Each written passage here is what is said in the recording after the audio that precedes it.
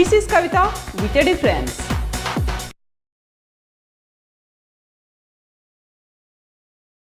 కృష్ణాయ యాదవేంద్రాయ జ్ఞానముద్రాయ యోగినే నాథాయ రుక్మిణీశాయ నమో వేదాంత వేదినే. కృష్ణయ్య ఒక అద్భుతమైనటువంటి పరిపూర్ణమైనటువంటి అవతార స్వరూపాన్ని ఈ ధరిత్రికి చూపించారు. ఒక పక్కన బాల్యము నుండే లీలలన్నిటినీ చేసుకుంటూ వెళ్తూ ఆ లీలలన్నీ సరిపోవు, లీలల్ని చూసినటువంటి వాడు లీలల దగ్గరే ఆగిపోతారు. దానికంటే అతీతంగా అది దాటి ప్రతివాడు వాడి లోపల ఉండేటటువంటి దోషాలన్నీ దిద్దుకుండేటటువంటి ఒక మహత్తరమైన ఉపనిషత్ వేదాంత సారాన్ని అందించాలి, ఈ మానవాళిని మొత్తాన్ని ఉద్ధరించాలి అనే సదుద్దేశ్యంతో అద్భుతమైనటువంటి యుద్ధరంగం మధ్యలో అర్జునుడు నా నా నా నా అని మోహంతో నా బంధువులు, నా తాత, నా గురువు అని బాధపడుతున్న సమయంలో మోహము నుంచి అతన్ని దూరము చేసి, అంటే మానసిక దౌర్బల్యంతో ఉన్నటువంటి అర్జునుడికి ఏది కర్తవ్యము అనేటటువంటి కర్తవ్య బోధ చేసినటువంటి మహితోన్నతమైనటువంటి ఆ ఉపదేశమే భగవద్గీత. అంటే సాక్షాత్తు భగవంతుడిచే గానం చేయబడ్డది. అలాంటి ఆ భగవద్గీత ఉద్భవించినటువంటి రోజుగా 2-3 రోజులు చెప్తే అందులో ప్రసిద్ధిగా మార్గశిర శుద్ధ ఏకాదశిని కూడా మనం చెప్పుకుంటాం. ఈ గీతా జయంతి అనేటటువంటిది ఏదో ఆ రోజు జరిగింది అని అనుకోకుండా ప్రతి నిత్యము ప్రతి ఒక్క హృదయములో ఈ భగవద్గీత అనేటటువంటిది పుడుతూనే ఉండాలి, ప్రతి క్షణము పుట్టాల్సినటువంటిది. కారణం ఏమిటి అంటే, ఒక అర్జునుణ్ణి దూడగా చేసుకొని ఉపనిషత్తులన్నీ ఉండేటటువంటి ఆవు దగ్గరికి పంపించి చేపగానే ఆ అద్భుతమైన ఉపనిషత్ సారాంశం మానవాళికి అందించాలి అనే ఉద్దేశంతో ఆ ఘట్టం వచ్చింది. అది ఎవరు చూశారయ్యా ఆ సమయంలో అంటే ధృతరాష్ట్రుడు కూడా చూశాడు. ధృతరాష్ట్రుడు అంటే పూర్ణమైనటువంటి గుడ్డివాడు. ధృతరాష్ట్రుడు ఆయన కాదు, మనం అందరము ధృతరాష్ట్రులమే. నిత్యము ఈ యుద్ధరంగంలో కళ్ళు మూసుకొని నా నా నా అనే మోహంతో కొట్టుకుంటున్నాం. అర్జునుడు పాపం ప్రేమతోటి మోహము, ఈయనకి రాగముతో కూడినటువంటి మోహము ధృతరాష్ట్రుడికి. ఇవన్నీ పోవాలి అంటే భగవద్గీత అనేది కావాలని ఆ భగవద్గీతని భగవంతుడు మన శ్రేయస్సు కోసం అందించినటువంటి మహత్తరమైన రోజు ఈ మార్గశిర శుద్ధ ఏకాదశి.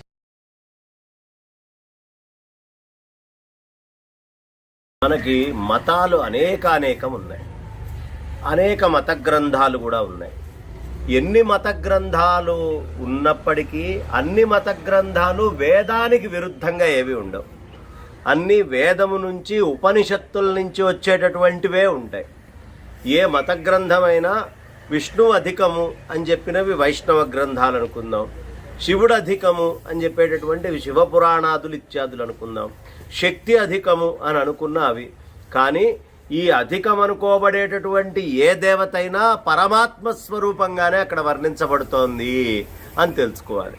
కాబట్టి ఆ పరమాత్మ స్వరూపాన్ని బాగా తెలిసినటువంటి మన యొక్క ఆ ఋషి హృదయం ఏదైతే ఉందో అది ప్రజలందరికీ అందజేయాలి అనే ఉద్దేశంతో పరమాత్మే స్వయంగా వచ్చి, కృష్ణయ్యే స్వయంగా ఈ భూమి మీదకి వచ్చి, ఇదిగోనయ్యా ఈ విధంగా గనక మీరు ఆచరించినట్లయితే ఇది సూత్రము, ఇది రాజయోగము, ఇది రాజవిద్య, ఇది విశ్వరూప సందర్శనం, ఇది మోక్ష సన్యాసము, ఇదిగో ఇది విషాదము, ఇది కర్మయోగము అని ఏవేవి అయితే ఆయన జ్ఞాన కర్మ మనకి ఇతరమైన మత గ్రంథాల్లో చెప్పబడి ఉన్నాయో, ఇతరమైన మతము అంటే మళ్ళీ ఏదో వేరే మతాలు అని అనుకోకండి. సనాతన వైదిక ధర్మంలోనే వైష్ణవమా, స్మార్తమా, శాక్తేయమా ఇట్లా ఏవో రకరకాల విభజనలున్నా వాటన్నిటి యొక్క సారభూతమైనటువంటి హృదయము భగవద్గీతలో కృష్ణ పరమాత్మ తీసుకొని వెళ్ళి ప్రవేశపెట్టారు. అందుకనే మనకి ఎన్ని మత గ్రంథాలు ఉన్నా ఆ అన్ని మత గ్రంథాలకి, అన్ని రకాలైనటువంటి పుస్తకాలకి ఏది అధిపతి అంటే భగవద్గీత అని చెప్పచ్చు. భగవద్గీత నిండా ఉన్నది ఉపనిషత్తులు, వేదాంతం యొక్క సంపూర్ణ సారాంశమే.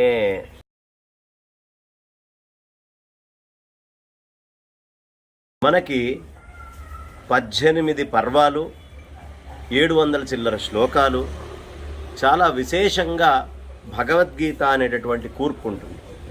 ఈ 18 పర్వాల్లో కూడా ఎందుకయ్యా 18 తోటి ముగిసింది అంటే పూర్ణ సంఖ్య అనేటటువంటిది ఎప్పుడు మనకి ఉండాలి అనే ఉద్దేశంతో ఆ పూర్ణ సంఖ్య కోసం మనకి ఆ 18 పర్వాలా అన్నట్టుగా ఉంటుంది. అందుకనే ఈ 18 సంఖ్యకి కృష్ణయ్య జీవితంలో ఆ 18 అక్షౌహిణీల సైన్యం అయితేనేంటి, లేదు మనకి ఎక్కడ తీసుకున్నా ఈ 18 అనేటటువంటి ప్రాధాన్యత చాలా ఇవ్వడం జరుగుతుంది. ఇందులో కూడా ఒక్కొక్క పర్వానికి అసలు పెట్టినటువంటి పేరే చాలా విశేషం. అర్జున విషాద యోగం. విషాదం యోగం ఏమిటి? అర్జునుడికి విషాదం కూడా పరమాత్మ ముందు ఏడ్చేటటువంటి ఏడుపు ఎప్పుడైనా యోగమేనయ్యా అని మనకి చెప్తారు.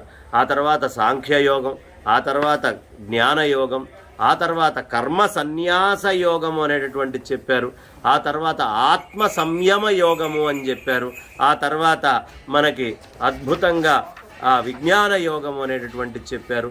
ఇక అక్షర పరబ్రహ్మ యోగం అయితేనేంటి, రాజవిద్య రాజగుహ్య యోగాదులైతేనేంటి, విభూతి యోగం అయితేనేంటి, విశ్వరూప సందర్శన యోగం అయితేనేంటి, భక్తి యోగం ఏమిటి. విశ్వరూప సందర్శనం అంటే అప్పటిదాకా ఆడియో చెప్పాడు. ఆడియో ఎంత చెప్తున్నా అర్థం కావట్లేదయ్యా అర్జునుడికి, ఇక వీడియోలోకి తీసుకొని వెళ్ళాలి అని చెప్పారు. ఆ తర్వాత ఎప్పుడైతే రూపాన్ని చూపించారో ఆ వెంటనే భక్తి యోగము అనేది చెప్పారు. భక్తి అయిన తర్వాత క్షేత్రం ఏమిటి, క్షేత్రజ్ఞుడేమిటి అని క్షేత్రజ్ఞ విభాగ యోగాన్ని చెప్పారు. గుణత్రయ విభాగ యోగాన్ని, సత్వరజమేమిటి, రజోగుణమేమిటి, తమమేమిటి, వీటిని ఎట్లా విభజించాలి, ఇవన్నీ పరమాత్మతో ఎట్లా చేరతాయి అనే విషయాల్ని చెప్తూనే పురుషోత్తమ ప్రాప్తి యోగము అనేటటువంటి ఒక యోగాన్ని కూడా చాలా విశేషంగా చెప్పడం జరిగింది. ఇక దైవాసుర సంపద్ విభాగ యోగం. దైవీ సంపద ఏమిటి, ఆసురీ సంపద ఏమిటి, దైవీ సంపదని ఎలా చూడాలి, ఆసురీ సంపదని ఎలా చూడాలి అని చెబుతూనే శ్రద్ధాత్రయ విభాగ యోగము, మోక్ష సన్యాస యోగము అంటూ మొత్తం 18 పర్వాలు మనకి చెప్పుకుంటూ వచ్చారు. చివరికి మోక్ష సన్యాస యోగము.